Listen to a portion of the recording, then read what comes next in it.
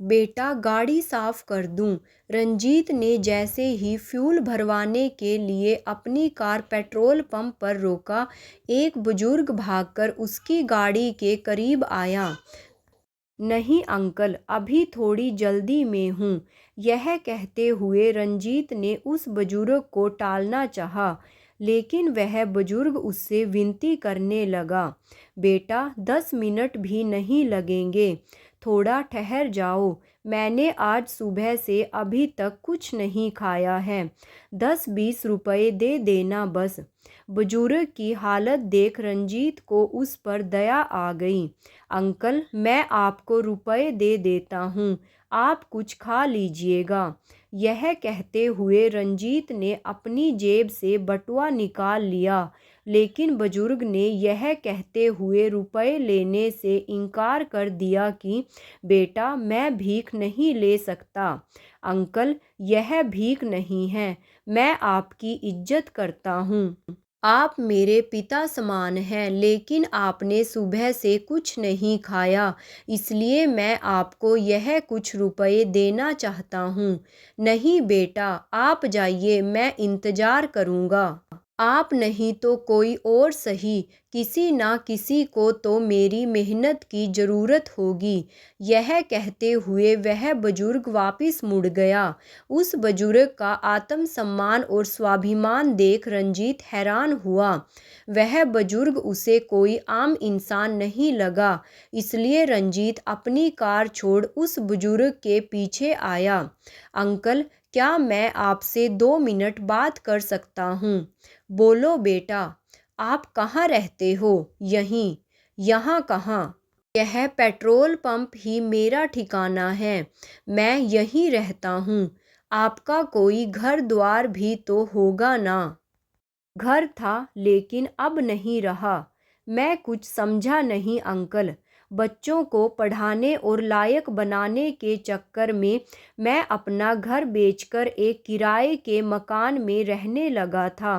Uncle, अब आपके बच्चे कहाँ रहते हैं? रंजीत को जिज्ञासा हुई। एक विदेश में है और दूसरा यहीं इसी शहर में। अंकल, आप उनके साथ क्यों नहीं रहते? बेटा, उनके घर में मेरे रहने लायक कोई जगह नहीं है। क्यों अंकल? मेरा एक बेटा इंजीनियर है और एक डॉक्टर। मुझे लगता है उन दोनों की कमाई अच्छी खासी होगी, है ना अंकल? हाँ बेटा, मेरा एक बेटा इसी शहर में डॉक्टर है, 60,000 रुपये किराया देकर एक बंगले में रहता है, 25-35 लाख की गाड़ी से चलता है, लेकिन मेरे लिए उसके पास कुछ नहीं है। यह कहते कहते उस बुजुर्ग की आंखों में आंसू झलक आए। अंकल, आप अपने बच्चों पर आपको गुजारा भत्ता देने के लिए कोर्ट में मुकदमा दायर क्यों नहीं करते? आखिर आपने अपना सब कुछ देकर उन्हें कमाने लायक बनाया है। रंजीत ने उस बुजुर्ग को सलाह दी और उसकी बात सुनकर वह बुजुर्ग मुस्कुराया। बेटा, मैंने उनकी परवरिश पर जो कुछ भी खर्च किया, वह सब कुछ अपनी मर्जी से किया था। अगर मैं वह सब कुछ उन पर मुकदमा करके मांग भी लूँ, तो उन सब चीज़ों का अब मैं करूँगा क्या?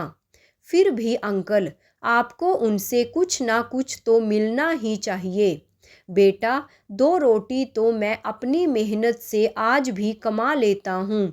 रही मुकदमा दायर करने की बात, तो अदालत में मुकदमा दायर कर बच्चों के प्रति स्नेह और माता पिता के प्रति सम्मान नहीं मांगा जा सकता। इस बात का अंदाज़ा मुझे भी है। उस बुजुर्ग की बात सुनकर रंजीत नतमस्तक हो गया। उसे अब कुछ कहते नहीं बन रहा था, लेकिन फिर भी उसने अपनी बात को दूसरी ओर मोड़ लिया। अंकल, अब मैं इतनी देर ठहर ही गया हूँ, तो आप मेरी कार पर जमी धूल साफ कर दीजिए। वह बुजुर्ग अपने हाथ में थामे साफे से झटपट उसकी कार पर जमी गर्द को साफ करने लगा, लेकिन उस बुजुर्ग की जिंदगी पर जमीन गर्द को साफ करने में असमर्थ रंजीत मन ही मन सोच रहा था कि एक अकेला गरीब पिता अपने बच्चों को लायक बनाने की हिम्मत रखता है, लेकिन जवान होने पर वही बच्चे सक्षम होने के बावजूद अपने बुजुर्ग हो चुके माता पिता को संभालने की हिम्मत क्यों नहीं दिखाते। इसी उधेड़-बुन में खड़े रंजीत ने उस बुजुर्ग के सामने एक ऑफर रखा। अंकल, मेरे पास गाड़ियों का एक शोरूम है। अगर आप चाहे तो वहाँ गाड़ियों की देखभाल का काम कर सकते हैं। रंजीत की बात सुनकर उस बुजुर्ग के हाथ रुक गए। वह मुस्कुराया, बेटा, आप बहुत दयालु हो, लेकिन मुझे किसी की दया की ज़रूरत नहीं है। रंजीत ने आगे बढ़कर उस बुजुर्ग का हाथ अपने हाथों में लेकर उसे आश्वस्त किया, नहीं अंकल, वहाँ भी आपको आपकी मेहनत के बदले ही रुपए मिलेंगे। एक अजनबी से इतनी आत्मीयता पाकर उस बुजुर्ग के चेहरे पर गजब का स्वाभिमान था। आज की पीढ़ी भौतिकता के चकाचौंध में अपने दायित्वों का निर्वहन नहीं कर रही है, क्योंकि मैकाले की शिक्षा पद्धति भाव संवेदना शून्य भोगवादी फसल तैयार करती है। क्या उस बुजुर्ग ने बच्चों को अच्छी शिक्षा देकर उसकी खुशहाली के लिए अपने दायित्वों की पूर्ति कर गलती की? यह आज के माहौल में बच्चों के लिए विचारणीय है। शायद बुजुर्ग ने अपने बेटे को शिक्षा के साथ अच्छे संस्कार देने में ध्यान नहीं दिया। अच्छे संस्कार न सिर्फ बेटे को बल्कि अपनी पुत्री को भी दे। शायद आपकी बेटी जिस घर में जाए उस घर में ऐसी स्थिति न आने दे।